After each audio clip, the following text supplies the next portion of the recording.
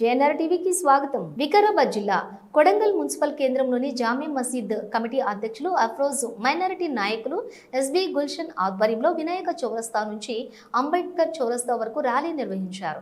ఈ సందర్భంగా వారు మాట్లాడుతూ మోదీ ప్రభుత్వం ముస్లింలకు వ్యతిరేకంగా పార్లమెంట్లో ఒక్కో బిల్లును ప్రవేశపెడుతోందని విమర్శించారు. దేశవ్యాప్తంగా లక్షల ఎకరాల్లో ఉన్న వక్స్ బోర్డు భూములను కార్పొరేట్ కంపెనీలకు కట్టబెట్టడానికి వక్స్ బోర్డు బిల్లుకు సవరణలు చేపట్టిందన్నారు. కేంద్ర ప్రభుత్వానికి వ్యతిరేకంగా నినాదాలు చేశారు. ఈ కార్యక్రమంలో హాఫీజ్ అబ్దుల్ కరీం, అఫ్రోజ్ ఖాన్, హాఫీజ్ బాసిత్, లగే షేక్ రోమన్, ఎండి సర్తాజ్ హుసేన్, ఎండి షాకీర్, ఏకే యూసుఫ్, అజ్మీర్ ఖాన్ తదితరులు పాల్గొన్నారు.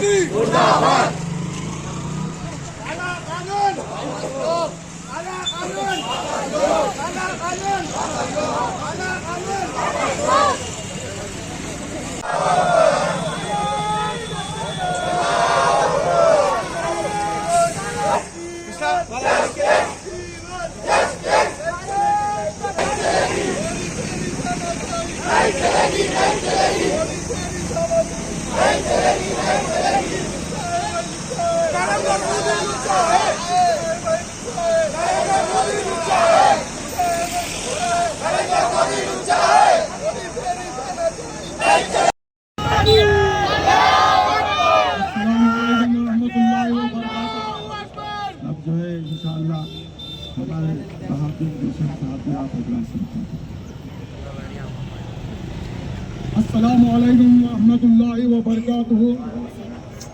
ये जो वक्फ अमेंडमेंट एक्ट काला कानून जो मुसलमानों पर मुसल्लत किया गया है, ये हुकूमत की एक साजिशें हैं। मुसलमानों की शिनाख्त को बर्खास्त करना, इनका नामो निशान मिटा देना, इनकी इमलाक को तबाह व बर्बाद कर देना, कब्रिस्तान को निस्तो नाबूद कर देना, दरगाहों को शहीद कर देना, मदरसों पर बुलडोजर चलाना, खानखाहों पे बुलडोजर चलाना। अब नरेंद्र मोदी का यही हाल है कि खाली कुछ भी नहीं है इनको हुकूमत करने का। हिंदू मुसलमान, दरगाह मुसलमान, मस्जिद मुसलमान, खानखाहें मुसलमान, आशिर खाने मुसलमान, खाली मुसलमानों को ये फिरकों में भटका दे रहा हूँ। और नरेंद्र मोदी साहब आप जितना मुसलमानों पर जुल्म कर रहे हैं और इनकी शिनाख्त मिटाना चाह रहे हैं, उतना ही अल्लाह का करम है कि हम हर फिरके में बंटने वाले एक कलमे की बुनियाद पर एक जगह मुत्तहिद होकर यहाँ पर एहतजाजी रैली निकाल रहे हैं। आप जितना मुसलमानों को कमजोर करने की कोशिश कर रहे हैं, उतना ही मुसलमान एक प्लेटफॉर्म पर हो जा रहा है। और आप ये जो अमेंडमेंट बिल लाकर मुसलमानों की इमदाद को तबाह बर्बाद करना चाह रहे हैं, 2 मिनट खाली इमदाद को तबाह बर्बाद करना चाह रहे हैं। हम मुसलमानों अगर एक होकर मुत्तहिद होकर अगर एक प्लेटफॉर्म पर आकर कलमे की बुनियाद पर एक होकर अगर एक नारा लगाएंगे तो ये हुकूमत को घुटनों का बिल ला सकते हैं।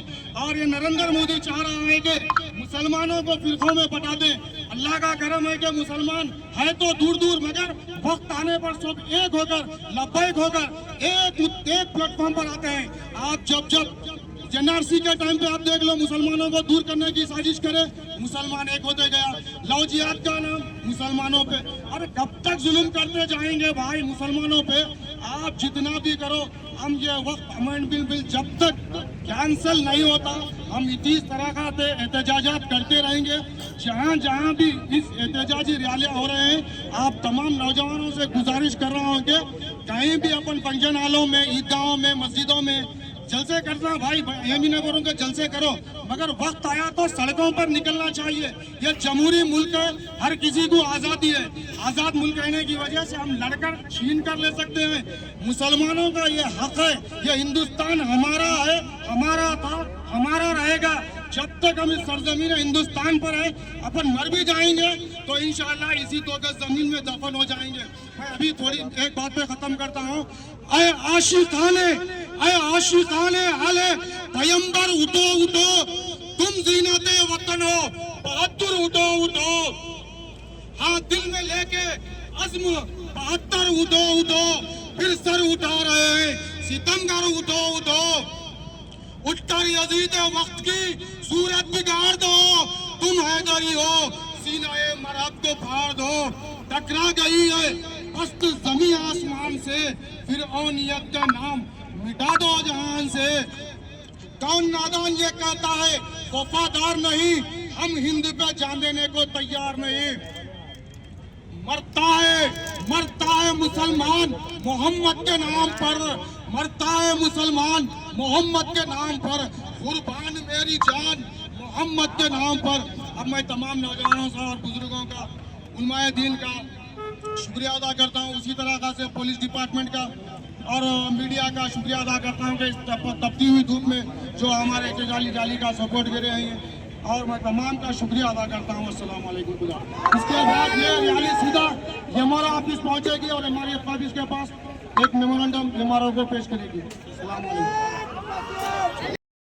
कानून के खिलाफ आवाज उठा रहे हैं, बड़ी शिद्दत के साथ हर पार्टियों ने इसके अंदर आवाज उठाई है, उसकी जो हम तमाम जो शुक्रिया अदा करते हैं। ये चलना है तो मैं नौजवान से गुजारिश करता हूँ, जोश भी होना चाहिए, जोश के साथ होश भी होना चाहिए। तो होश के साथ ऐसा ना हो कि इस लड़ाई को ये चाहते हैं कि वो कानून की जो लड़ाई है हिंदू मुसलमान की लड़ाई बन जाए, उनकी अपनी ख्वाहिश है। लेकिन हम कहते हैं कि हम इस लड़ाई को हमारे अपने हिंदू भाइयों को साथ लेकर हम इस जंग के इसके अंदर जो हम मुकाबला करते रहेंगे, हर जगह अपना एहतजाज दर्ज करवाते रहेंगे, हुकूमत को मजबूर करेंगे कि भाई हुकूमत ये कानून वापस दे दे। ये एक कानून नहीं बल्कि किसानों के खिलाफ भी जो हुकूमत ने ऐसे ही कानून बनाया था। तो पंजाब के किसानों ने कई दिनों तक दिल्ली के सारे रास्तों को बंद कर दिया था। आज वो किसान ये करेंगे इस कानून जो काला कानून है इसका हम भी आपको साथ देंगे। तो आज मुस्लिम पर्सनल लॉ बोर्ड जो सारे मकातिब फिक्र सारी जो सियासी पार्टियों के हर एक नुमाइंदा उसके अंदर है। तो जब भी मुस्लिम पर्सनल लॉ बोर्ड हमको आवाज दे तो हम जो मुत्तहिदा तौर पर इस आवाज के पर जो भी वो एहतजाज के लिए कहते हैं उसको करना चाहिए। लेकिन चंद जो है इसके अंदर अनेक बिकाऊ भी रहते हैं, हर जमाने में बिकाऊ मीर जाफर मीर सादिक पैदा हुए हैं, वो तो रहेंगे, क़यामत तक रहेंगे। अब चंद लोग कह रहे हैं कि वो कानून से क्या करे, मदरसे बनाए क्या, स्कूल बनाए क्या, दवाखाने बनाए क्या। अरे क्या बनाना है, हमारी अपनी प्रॉपर्टी है, हम क्या बनाना है बनाएंगे। ये लड़ाई इस वक्त आपस के इख्तलाफात को बाहर रखने की नहीं है, बल्कि लड़ाई जो आपस में इस वक्त मिलजुल कर अपने सेकुलर जो भाई हिंदू भाई हैं उनके साथ मिलकर इस लड़ाई को लड़ना है हमको। तो इस वजह से कि इस लड़ाई जो लंबी है, ऐसा नहीं कि वक्ती तौर पर एक जुलूस निकाल दिए जिम्मेदारी खत्म हो गई, एक जलसा कर दिए जिम्मेदारी खत्म हो गई। ये लड़ाई लड़ना है तो सड़कों पे भी लड़ाई लड़ना है, अदालतों में भी लड़ाई लड़ना है, पार्लियामेंटों में भी लड़ाई लड़ना है और असेंबलियों में भी लड़ाई लड़ना है। हर एक तक पहुंचना है कि भाई एक करें। जिस तरह से जो है मुस्लिम पर्सनल लॉ बोर्ड जो है दूसरे पार्टियों के जो लीडर्स हैं उन तक पहुंचकर इसके खिलाफ में जो तायद जो हासिल की, हम भी हमारे पास यहाँ पर जो हमारे लीडर्स हैं उन तक हम पहुंचेंगे। साहब ये कानून हमारे खिलाफ नहीं, आज ये समझ रहे हैं कि मुसलमानों के खिलाफ वो कानून है, ऐसी बात नहीं है। कल ईसाइयों पर ये नौबत आएगी, कल का जो सिखों पर ये नौबत आएगी, हत्ता के इंडोमेट को भी जो बेचने की लोग फिक्र कर रहे हैं। तो ये मुल्क हमारा है, हमारा रहेगा और हम इस मुल्क के शहरी हैं। हमारे बड़े आबा अजदाद ने इस मुल्क की आज़ादी के वास्ते अपनी जानों को अपने खूनों को लगाया है। तो इंशाअल्लाह इस मुल्क की हिफाजत करना भी हमारी अपनी जिम्मेदारी है। तो हम इंशाअल्लाह जब भी जरूरत पड़ेगी हम जो इस मुल्क के वास्ते, तुम अपना पसीना बहाते होगे लेकिन अब अपना खून बहाने के लिए तैयार हैं। और जो है मैं सेंट्रल हुकूमत से ये भी जो कहता हूँ कि भाई पाकिस्तान जो टेररिस्टों को जो हमारे मुल्क पर हमला करके हमको कमजोर करना चाह रहा है, उसका टेररिस्टों का यह मकसद है कि यहाँ के हिंदू मुसलमान लड़े। लेकिन सारा हिंदुस्तान पहलगाम पर जब हमला हुआ तो हिंदू मुस्लिम सब एकजुट होकर जो इसका जो मुकाबला किया, ये बड़ी खुश आइंदा बात है। इसको हम कायम रखेंगे। जहाँ पर भी ऐसे काले कानून चाहे किसी मजहब के खिलाफ में बने तो इंशाअल्लाह मुसलमान वहाँ पर हाजिर रहेगा, हम लड़ेंगे इंशाअल्लाह। किसी और बैठक में हम जो तफसील से क्या है क्या नहीं वो कानून इसका समझना भी हमारे लिए जरूरी है। ऐसा नहीं कि जो आ गया और हम सुन लिए बस सड़क पे निकल गए, ऐसा नहीं, बल्कि इस कानून क्या है इंशाअल्लाह एक मस्जिद जो मैंने मशवरा कर लेकर एक मस्जिद में बैठकर जो इसके खिलाफ में क्या है किसी माहिर को बुलाकर वो कानून है क्या इसके बारे में समझने की कोशिश करेंगे। जो भी मुझे मौका दिया गया वो जिम्मेदारों का उनका मैं शुक्रिया अदा करते हुए जय हिंद जय भारत। वो कानून को वापस लो, वो कानून को वापस लो, वो कानून को, वो कानून को